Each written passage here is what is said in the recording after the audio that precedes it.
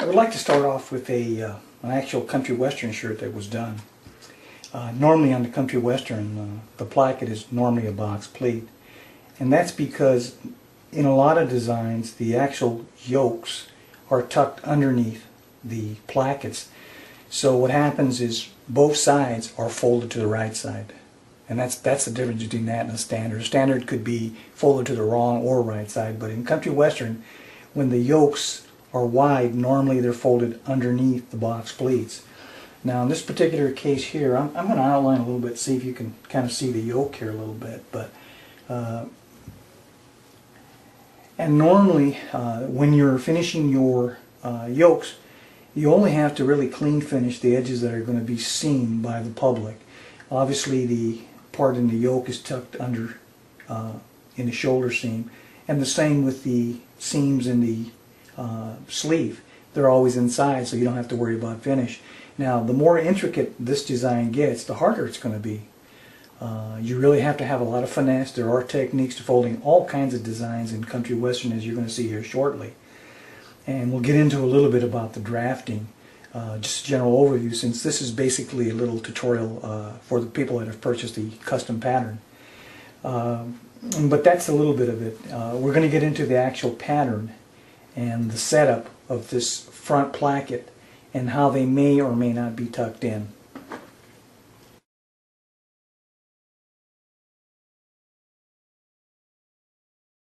Now before we get into some basic drafting of the country western yokes front and back, I'd just like to show you that there are literally dozens and dozens of country western yokes designed in every shape and form. Again, I will repeat, the more angles, the more curves, a little bit more time it's going to take to clean finish those edges which are seen by the public as they're facing you. So that's something to consider. They are beautiful.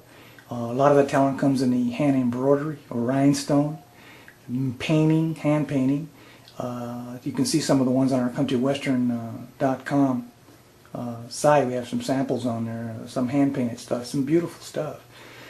So again, it's up to you.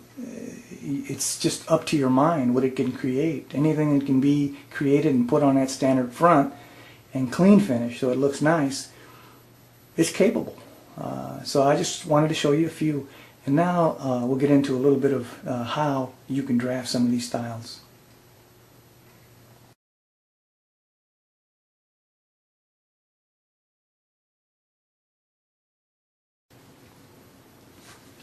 Okay, here I'm going to show you a tight view. This is the left front. This is the one that has the buttonholes on it.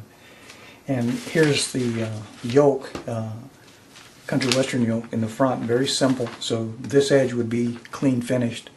And in this particular case, the shoulder, we design it so it tucks underneath the placket.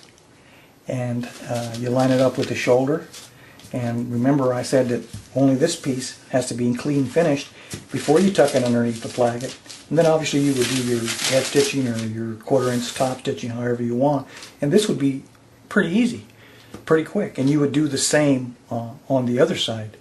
I'll give you a few tips on that, how we're going to line these up so that they're the same on left and right. Okay, in this particular case, I have another yoke. This is the one that's complicated. It's a heart shape. And so I'm going to pull the one that was tucked under. I'm going to pull it out of the way, and I'm going to line this one up here just so you can see. Now you can see that it's lined up at the shoulder and at the neck, and down here at the sleeve. You don't have to worry about finishing that. You don't have to worry about finishing at the shoulder or the neck, because all those will be covered ultimately. Now where you're going to have the work is in finishing this heart shape, clean finishing and making it smooth. And there's a little spot here that's going to be complicated. It's not impossible. It can be done. And then this are pretty easy to finish also. And you'll notice also that it's away. It's not tucked underneath the placket. It's on the outside, so it has to be clean finished. And that's the big difference. So if you're starting out and you don't want a whole lot of work, I would suggest that you make something clean lines and stay away from a lot of these exotic shapes. They are beautiful when you get them finished, and they're worth $1. But I'd start out simple with some clean lines. And next I'll show you how to determine how we line these up so that both sides are the same.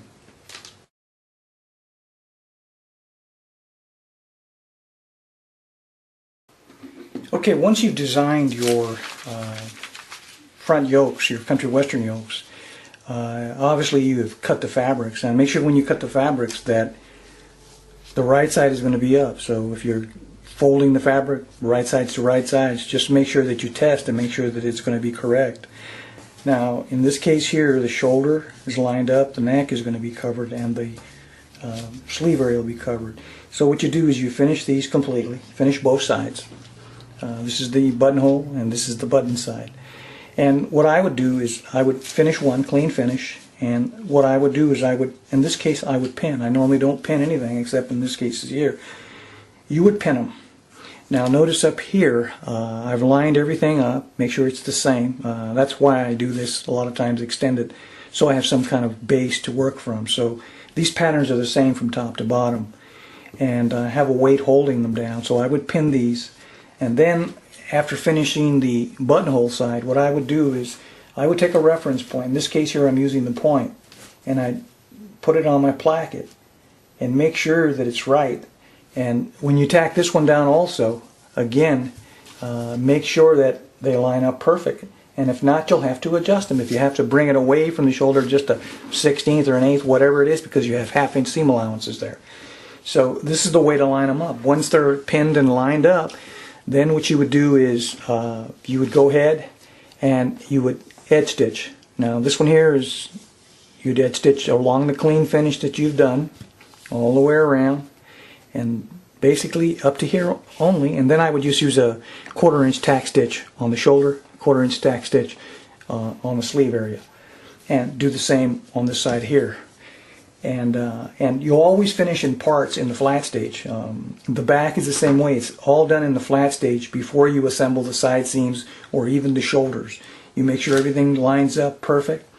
Once you've done that, then you can close your plackets. In this particular case I would edge stitch it all the way down. And on this one here I normally use a 1/4 inch top stitching on both sides. That's up to you. Now as far as pockets, you probably could use some welt pockets here if you wanted to, if you're that advanced, or most of them are without pockets. So then again, you could embroider these pieces or paint them. Do anything you want to them before you actually set them. Don't set them and then try to embroider on top. I think it's best, because then they won't show on the opposite side. It's more of a clean finish. And basically that's it. Now on the other we had one where this was actually tucked under. Now you would do the same thing. You would tuck it underneath the placket and you would line it up, pin it, do the same on this side, and make sure that they line up exactly. And then in this particular case you would edge stitch.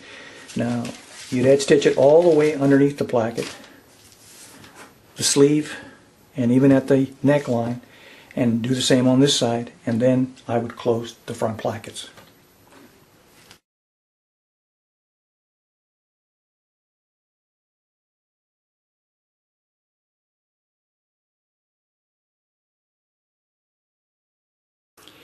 Okay, this is the back shirt, and we have a yoke going on the back. Now a lot of manufacturers, what they do is instead of having an actual yoke, they would cut the back including the yoke all in one piece. So there wouldn't be any yoke, it would just be the back shirt. And it doesn't have quite the shape that I like. So what I do is I always make it like a standard back. And then what I do is I attach it, and it gives it a little bit more weight. So what I normally do is, after I attach it, 1/2 inch seam allowances, and I'm going to put a weight on here. This is the way it would look after. It's like a normal standard shirt. And in this particular case, I have quite a big yoke, and it is on the fold. Let me open it up here a little bit so you can see it. It's quite huge. So what you would do is, obviously, when you have this set, and let me get a little better here. So once you've sewn this, then this yoke will go right over it. And again, normally what I do is I always cut it about a 1/4 inch wider on the armhole side, just for some adjustment, because ultimately once I get it all tacked down and clean finish, I'll cut the excess off. That's the best way to do it. Leave yourself a little bit of room to work with.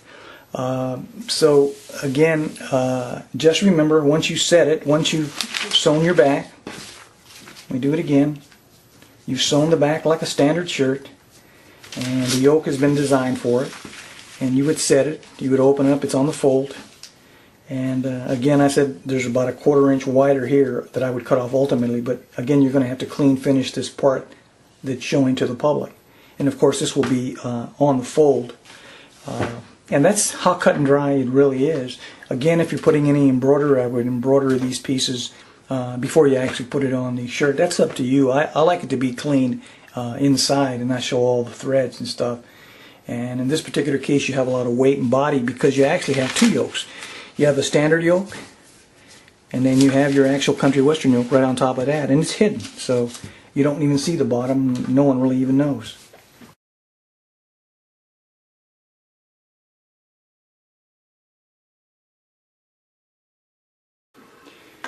Okay, normally what I do is I'll take my front pattern, either left or right, doesn't really make a difference. You're going to duplicate on the other side anyway.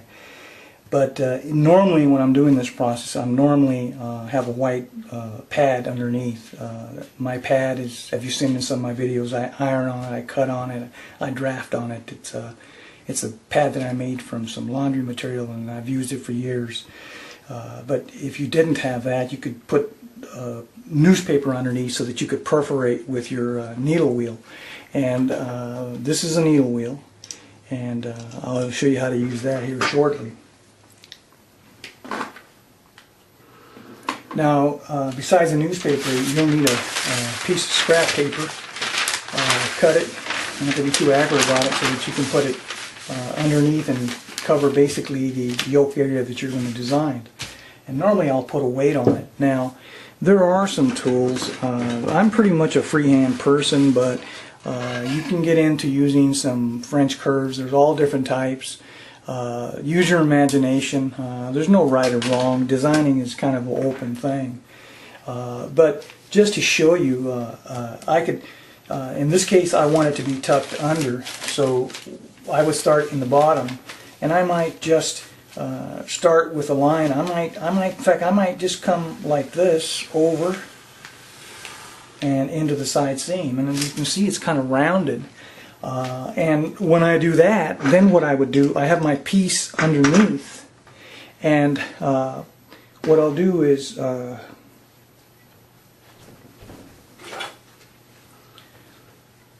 grab a pencil and I'll trace all those parts that I see, like my shoulder, at the armhole, where it stops here, at the neckline, all the way to the neckline underneath. And then what I would do is in the balance, the line I just drew, I would use my perforation wheel and follow that all the way underneath the placket.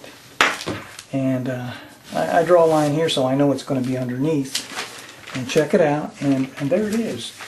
And in this case here, once I have my perforation, I would follow that perforation. It's here.